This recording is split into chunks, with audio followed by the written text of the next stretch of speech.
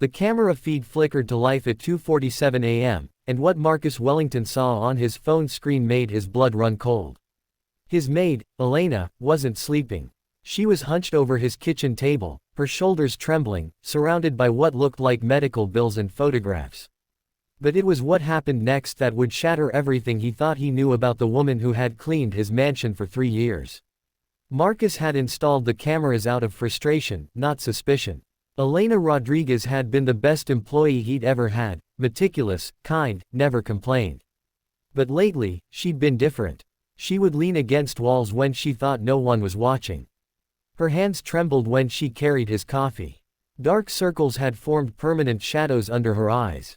Yesterday, he'd found her asleep in the laundry room at 3 in the afternoon, and something inside him snapped. He needed to know if she was stealing from him, using his home for something inappropriate, or simply taking advantage of his trust. The truth, as it turned out, was so much worse than anything he could have imagined.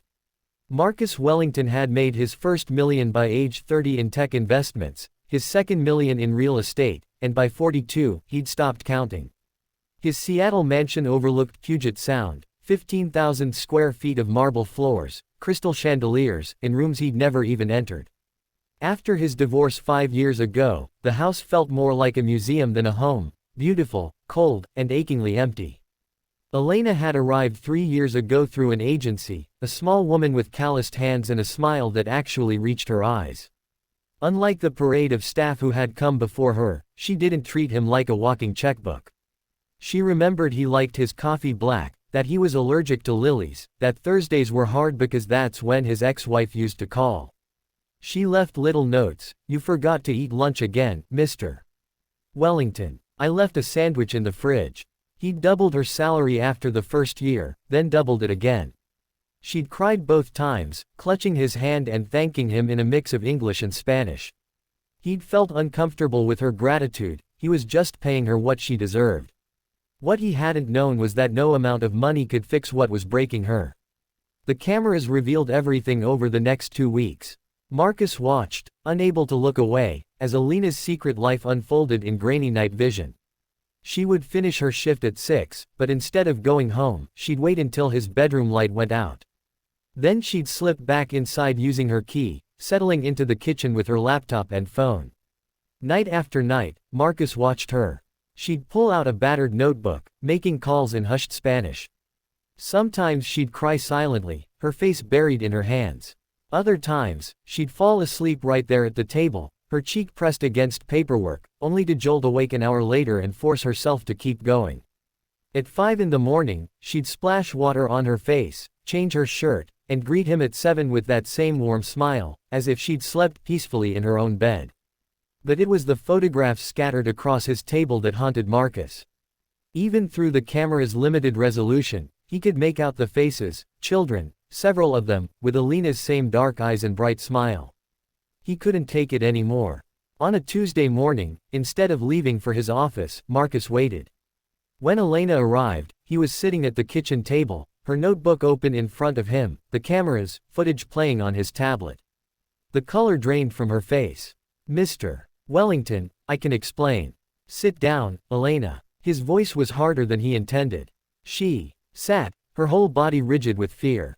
"You've been living here, sneaking in after I go to bed, using my electricity, my internet." He watched her face crumble. "And according to this," he tapped the notebook, "you're supporting 7 children. 7. Plus your mother who needs dialysis 3 times a week, and your sister who has cancer." Elena's lips trembled. "I'm so sorry. I never touched anything else, I swear.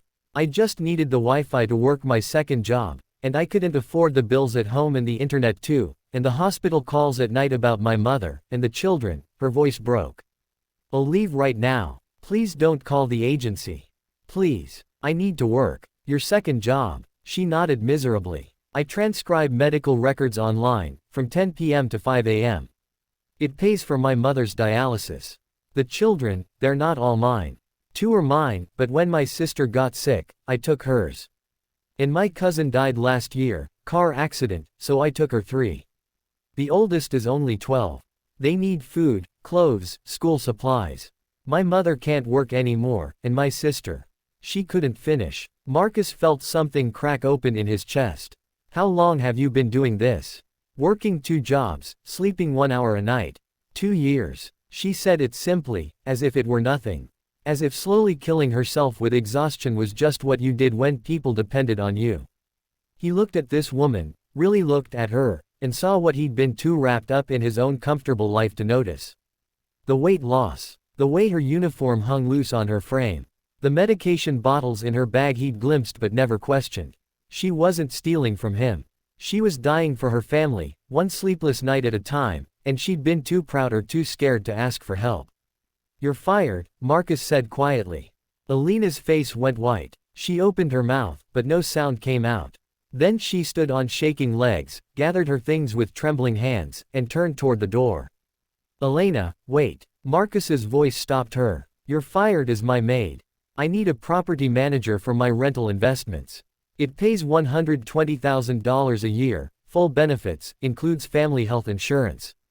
The position comes with a company house, that old Victorian I own on Capitol Hill. 6 bedrooms. Should fit everyone. You'd start Monday. She turned slowly, her face a mask of confusion. The job's real, Marcus continued, his throat tight. I've been meaning to hire someone for months. You'd coordinate with tenants, handle repairs, manage contractors. You're organized, responsible, and I trust you. The house needs work, but it's yours rent-free as long as you're employed. And Elena, he paused. Your family's medical expenses, let me help. Consider it a signing bonus. She collapsed into the chair, her whole body shaking with sobs. Why? She finally gasped. Why would you do this? Marcus thought about his empty mansion, his hollow success, all the money that couldn't buy him what Elena had, people who needed her, people she'd sacrifice everything for. Because you remind me what actually matters. Because 3 years ago, I was drowning in divorce paperwork, and you left me a note that said, "Storms pass, Mr. Wellington." Because you're the kindest person I know, and kind people shouldn't have to choose between sleep and survival. 2 months later, Marcus sat in his mansion's kitchen, the same kitchen where Elena had spent so many sleepless nights. But now he was at her house, the Victorian that had come alive with children's laughter, the smell of home-cooked meals, and Elena's mother's telenovelas playing in the living room. Elena had invited him for Sunday dinner, a tradition she insisted on. As he watched her move around her kitchen, not exhausted, not trembling, but alive and healthy and smiling, surrounded by the children who called her Tia and the mother who held her hand, Marcus felt that crack in his chest fill with something he'd been missing for years. Thank you, Elena said quietly, setting a plate in front of him, for seeing me when I was invisible. Marcus shook his head, his eyes bright. Thank you for teaching me that being rich and being wealthy are 2 very different things. Outside the window, Seattle sparkled in the fading light, full of countless invisible Elenas, carrying burdens that would break most people, loving fiercely despite exhaustion, hoping someone might finally see them. Marcus saw now. And he'd make sure he never looked away again.